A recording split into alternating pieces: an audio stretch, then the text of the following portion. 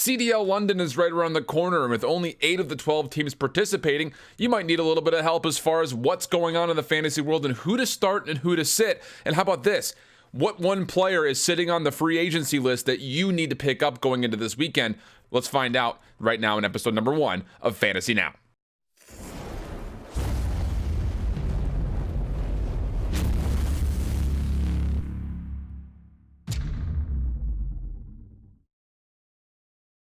What up, COD fans? Welcome back. IHOLDSHIFT, and welcome to Call of Duty Fantasy Now, of course, presented with alongside the partnership of DraftBuff, which is going to be your go-to site if you're trying to play fantasy Call of Duty. If you have not signed up yet, get your friends together. It's not too late, I don't believe, to make leagues and get involved now.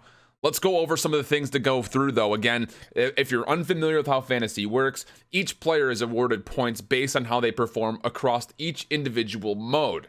So by hardpoint, you get that by map. By search and destroy, you get points per round. And then for domination, again, you get points by map. Going into what we saw from the launch weekend, here were your top overall performers from week number 1. A lot of ATL in the mix for you guys. Simp leads the charge here.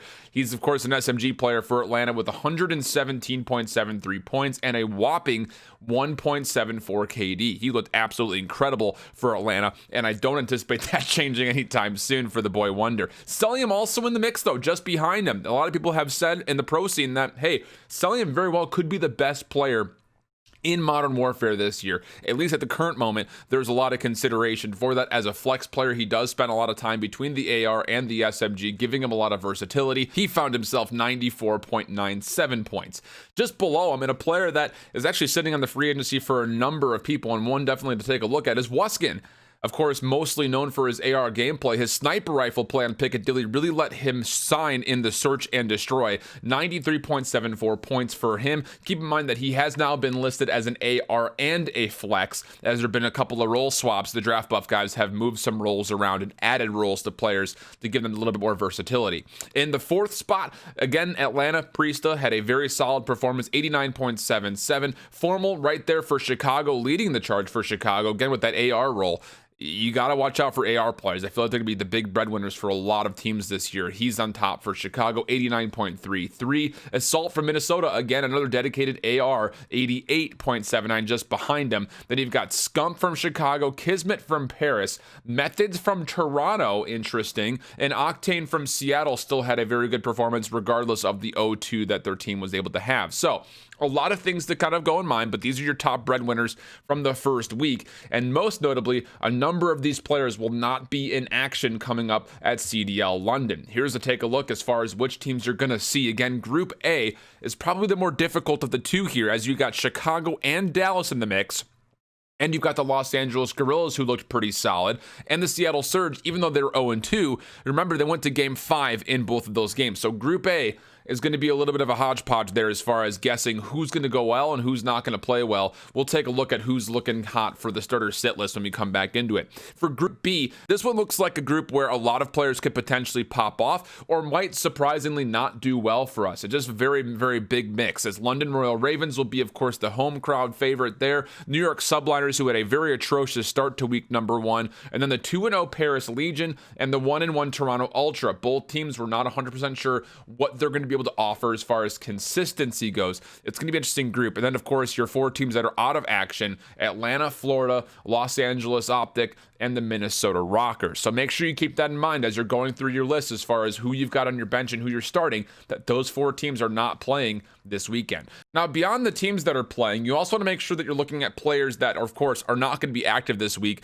But I'm sure with that comes some decisions as far as, do you want to start some players, or maybe look to make a trade, or just sit them if you've got other options. Going into our start 'em or sit 'em, we'll break down a couple of players that I think are worth taking a look at. Starting off with Hugh and the Dallas squad. Again, this Dallas team did not look very great in their first weekend, but they played up against 2 very solid teams in Chicago and Atlanta. So when the decision comes to be, do you start this player or do you sit him when he's got to play up against Chicago, probably again, if not, then also playing LAG and Seattle, which are not bad teams in my opinion.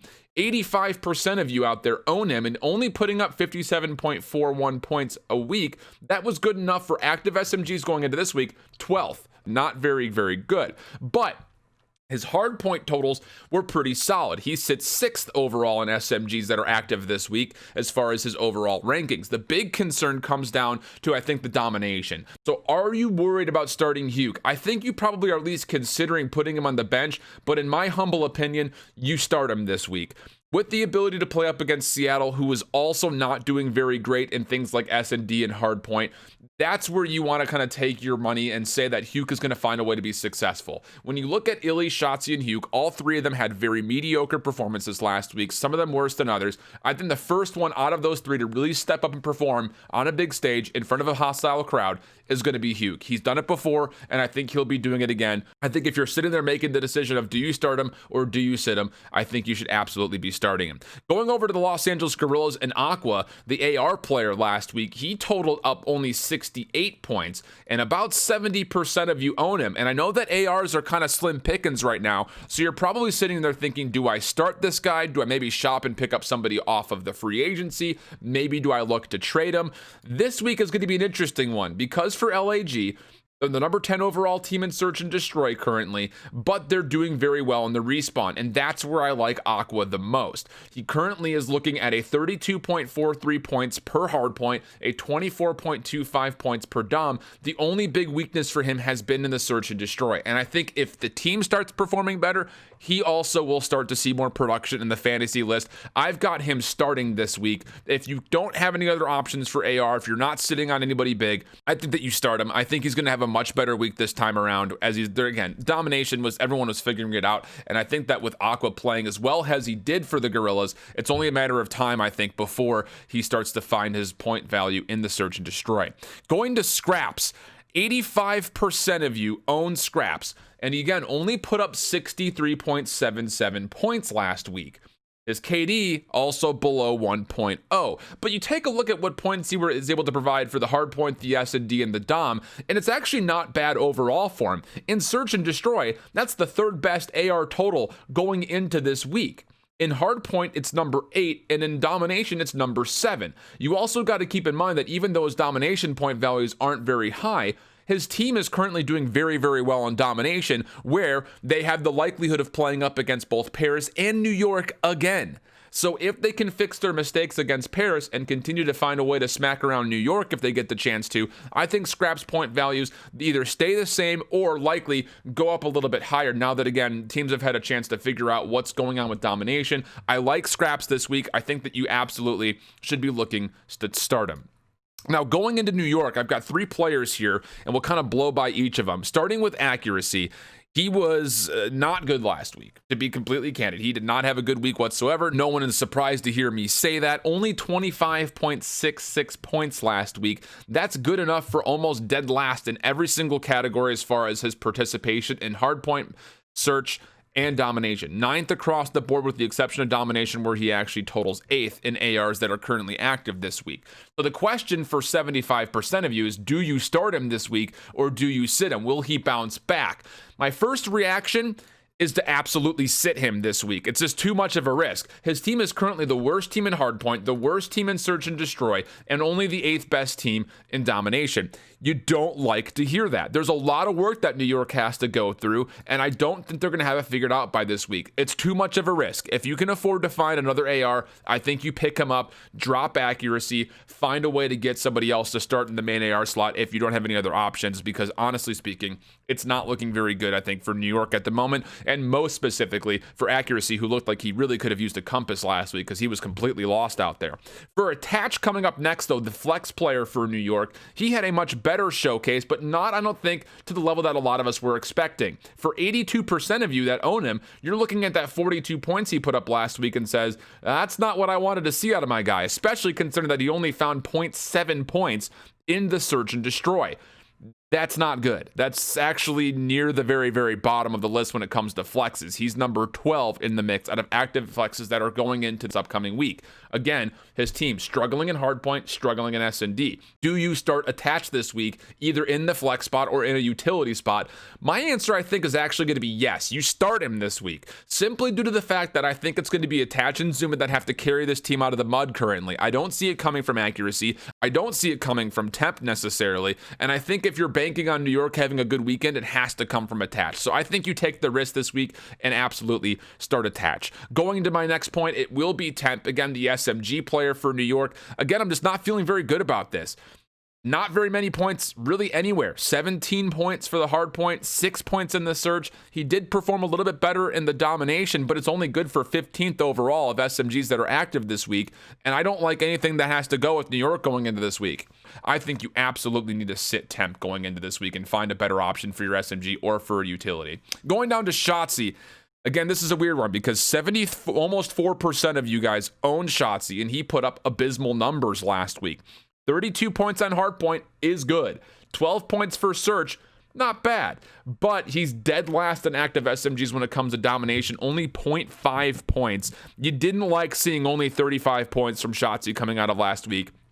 So going into this one, where again, Dallas will likely have to play up against Chicago at some point in time, let alone the fact that they have to play LAG or Seattle at some point, you don't feel great about, I think, the chances. And like I was mentioning for Hugh, out of the 3 players that had lackluster performances last week between Hugh, Illy, and Shotz, which one of those SMG flexes is going to pop off first? I think it'll be Hugh. For me, it's too much of a risk for taking up Shotz. I think you have to sit him this week, if not potentially put him on the free agency just to kind of mark to see where he goes if you need to pick somebody up to fill a space, because I just think it's too much of a risk with not much guarantee out of the reward. Yes, we've seen him play well online, but that's just that. It's just online. Now you got to consider the fact that they're traveling all the way to London. He's not going to have the opportunity to really kind of get facilitated with this crowd because it's going to be instant when it pops up.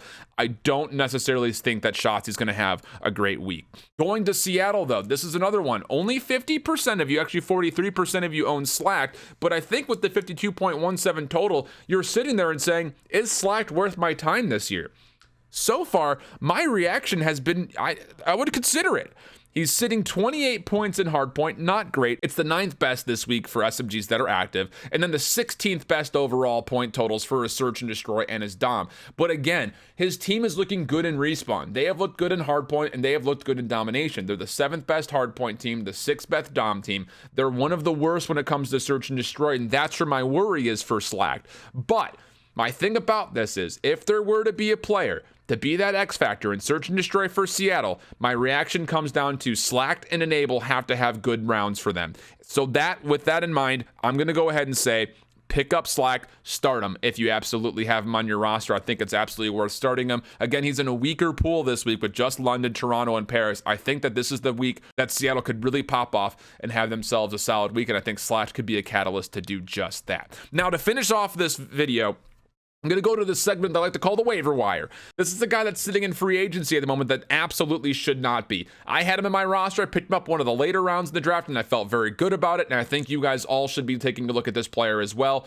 It's Kismet from the Paris Legion, SMG role player. He looked absolutely incredible last week, and he is my waiver wire pick of the week. Only 22% of you own him, so he's most likely out there on your free agency, and you need to go take a look at him. 87.21 points last week, a 1.05 KD, and just take a look at the totals in search and in dom. The hard point is great, it's solid, it's incredible. 37.4 points, and the hard point is nasty, but this guy snipes. You're going to be looking at him to pick up numbers when it comes to the search and destroy, and so far he's been able to provide 22 points last week just in the search and destroy. That's absolutely what you want to see if you're looking for a player to kind of pop off going into a pool, again, where it's not the greatest in strength. If Paris is going to have big numbers again this week, it's going to come from one of these guys, and I think Kismet will very likely be that catalyst. Also, 27.5 points in the dom is pretty incredible. That's my take on everything going on Call of Duty Fantasy. We'll be doing these on a more regular basis. And again, if you're not already participating with DraftBuff, again, you can find their application on the Android store as well as with the Apple store. Make sure you download it, try to get some friends together and get a league going. And of course, if you're looking for more fantasy knowledge on the weeks coming up, make sure you subscribe right here on IHOLDSHIFT, TV, YouTube, whatever we're calling this. And until the next video, hope you guys have a wonderful one. Keep holding it down. Later. Bye-bye.